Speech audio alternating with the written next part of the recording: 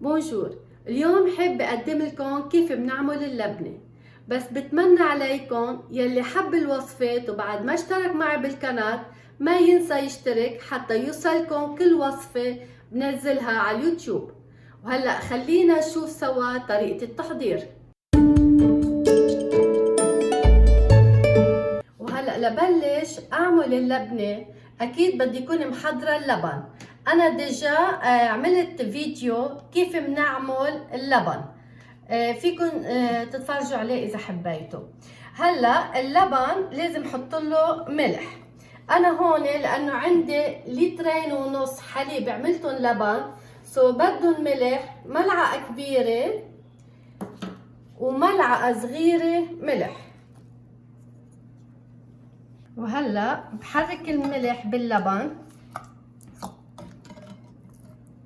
يا بملعقة أو بسباتولا ما بتفرق.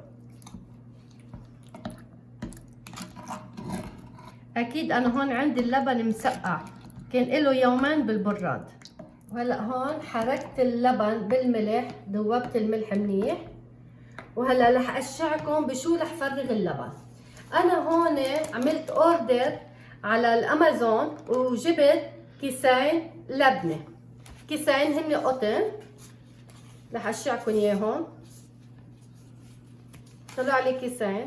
وكمان حبيت اني خيط انا الكيس اللبنه، اشتريت قماش قطن 100% قطن ناعم، وانا رجعت عملت كيس. وهلا الكيس بحطه بالمصفايه مثل ما شايفين، وبالمصفايه بقلب جاد غميق نضبطه هيك. وهلا بحط فيه اللبن.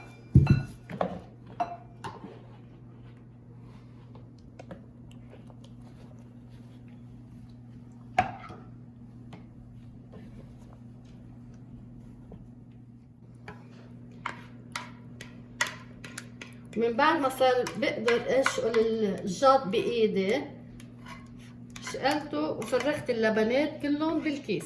وهلا لما سقطت اللبن فرغتهم بالكيس وخلصت، قبل ما سكر الكيس بالشريطة او بالمغايطة حسب شو عندي، بنزل اللبن المجمع بالكيس على الطرف بالسباتولا لا استحكم سكره مزبوط للكيس. وهلا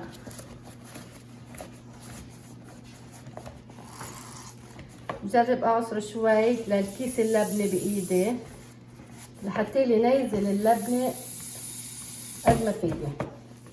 وهلا لازم خلي اللبنه بقلب الكيس من 5 ساعات 6 ساعات حسب بقفر، حسب نوع قماشة الكيس وتظهر المي تبعيت اللبنه بالجاط.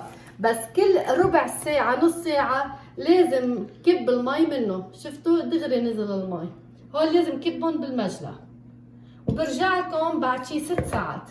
هلا رجعت لكم من بعد 6 ساعات لنشوف نتيجة اللبنة انا وانتو. اكيد انا كل ساعة كنت كب المي من الجاط.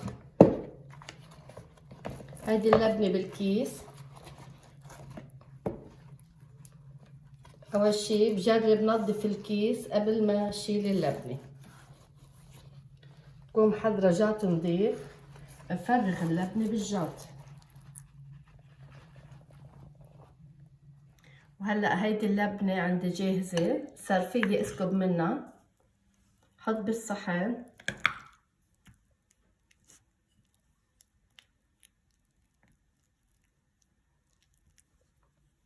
وحط عليها زيت زيتون.